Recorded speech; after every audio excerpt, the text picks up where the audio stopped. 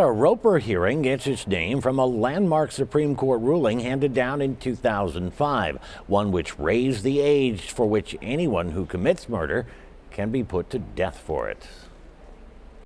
Former Erie County District Attorney and Two on Your Side legal analyst John Flynn explains the significance of the ruling that came out of the case of Roper versus Simmons. The Supreme Court ruled that it is now in violation of the U.S. Constitution, specifically the Eighth Amendment for cruel and unusual punishment, to execute anyone under the age of 18 years old. However, when it comes to sparing Gendron a death sentence on those grounds, it would seem they wouldn't have much of a leg to stand on, since their client was 18 years old. Correct. And again, at the end of the day, there is no way that a federal district court judge, a trial judge here in Buffalo, New York, can overrule the United States Supreme Court.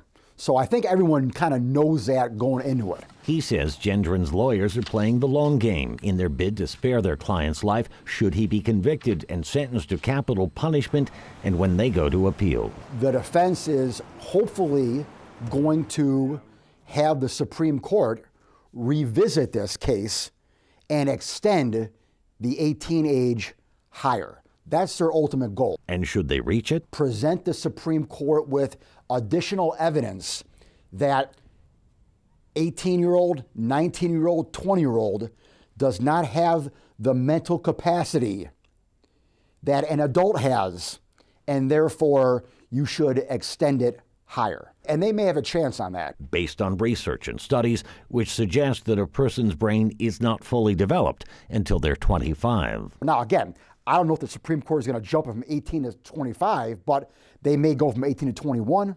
It's possible. And that'd be good enough. And that'd be good enough. That would save Gendron's life.